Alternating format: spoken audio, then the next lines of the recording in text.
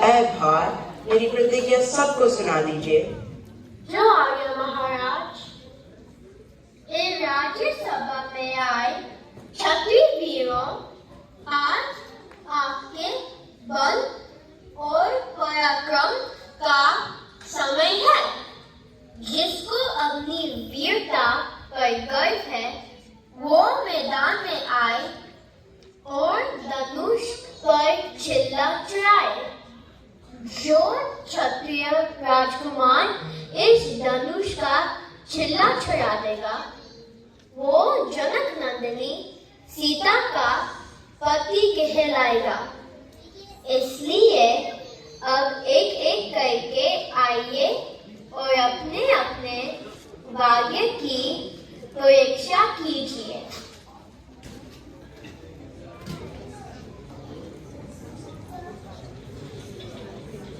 घोड़े पुराने धनुष पर इतना गुमान है? बारीक हुआ तो क्या हुआ, आखिर कमाल है। चाहूं तो एक ही हाथ से तोड़ दूं इसे। किस बात पर उठाए सर आसमान पर है।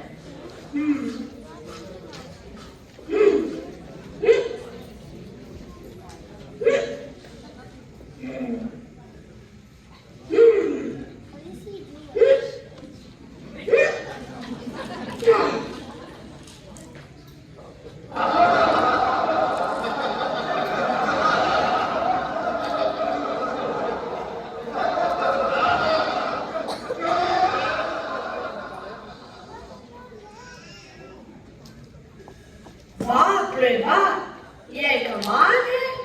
यह किसी गण की क्षत्रिय है।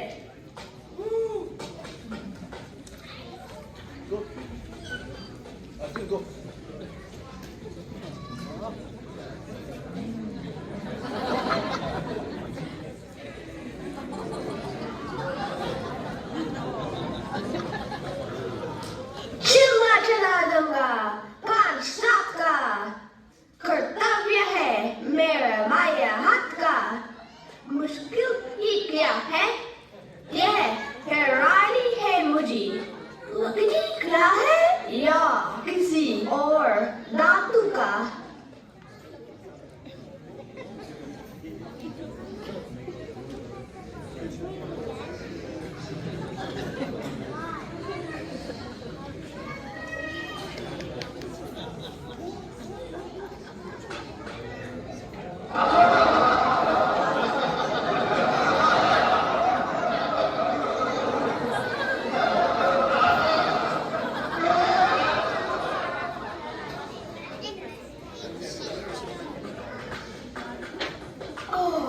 ये तो कोई धोखा है। इसे धनुष कौन कहता है?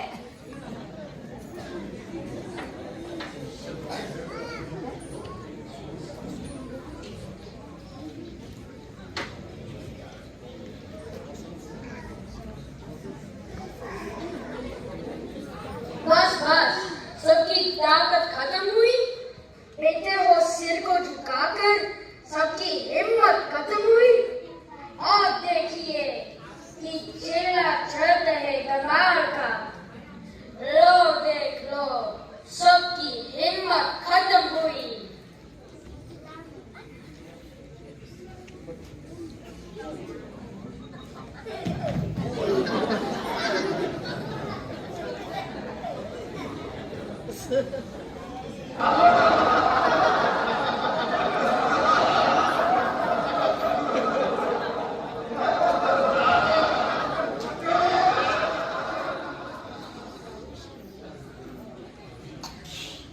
बाप रे बाप, मैंने तो इसको देखा ही नहीं।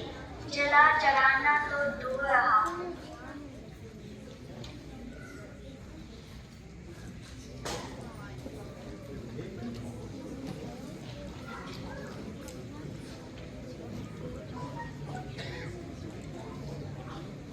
सबने लगाया जोर और लाचार हो गए। ना उठी कमान, शर्मसार हो गए। उठनी की मेरी देर है बस, एक आन में देखो कि टुकड़े इसके 3-4 हो गए।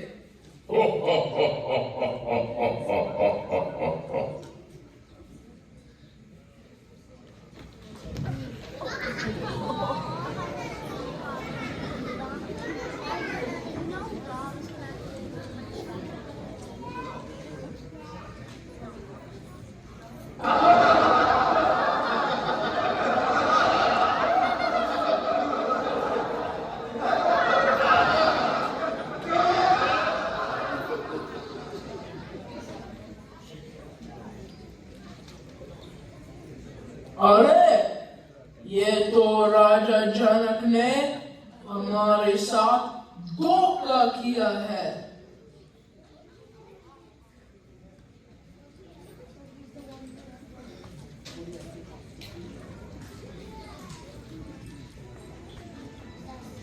मैं सीता से ही शादी करूंगा।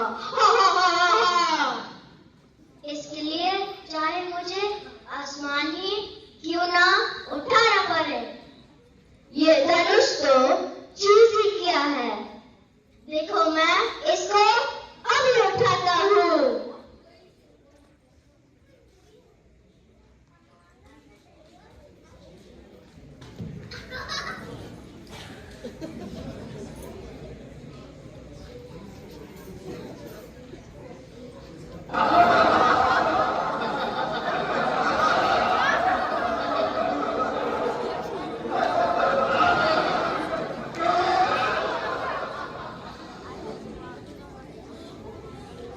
अरे बाप रे बाप, ये तो बहुत भारी है। मैं तो इसे हिला भी नहीं पाई।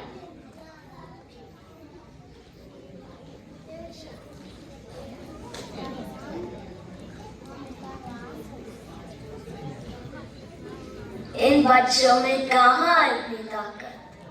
अब देखो मेरी ताकत, कैसे एक पल में मैं धनुष उठाता हूँ।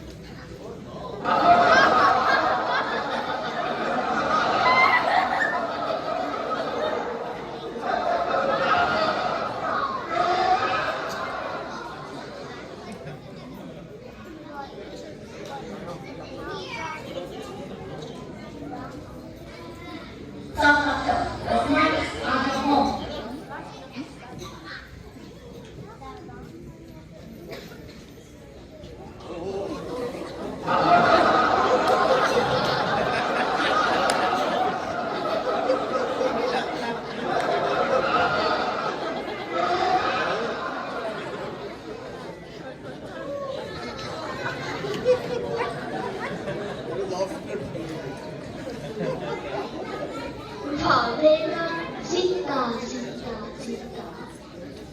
अद्भुत, चांद से भी सुंदर है सीता। इसके लिए मैं कुछ भी कर सकता हूँ। इस धनुष को मैं एक उंगली से उठा सकता हूँ।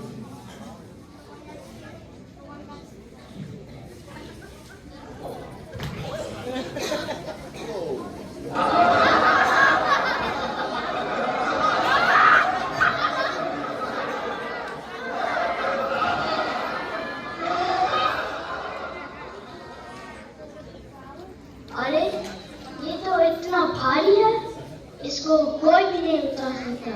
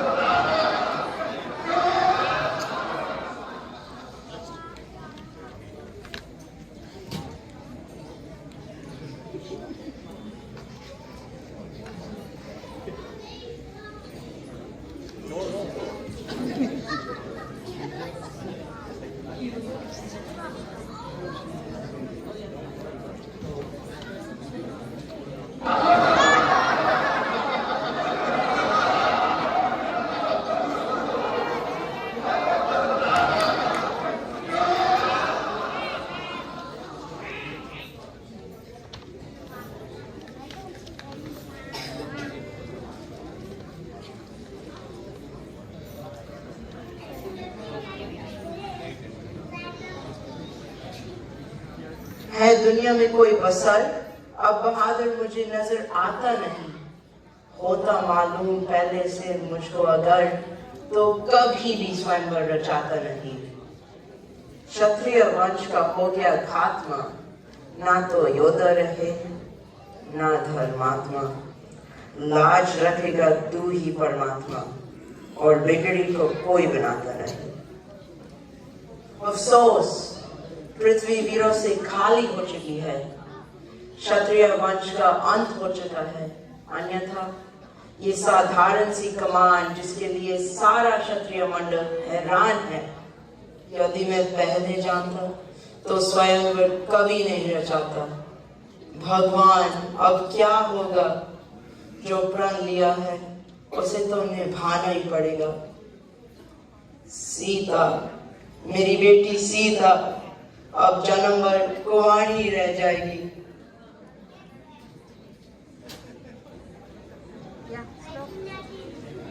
राजा जनक, जरा जबान संभाल कर बोले, ऐसे शब्द आपके मुंह से शोभा नहीं देते।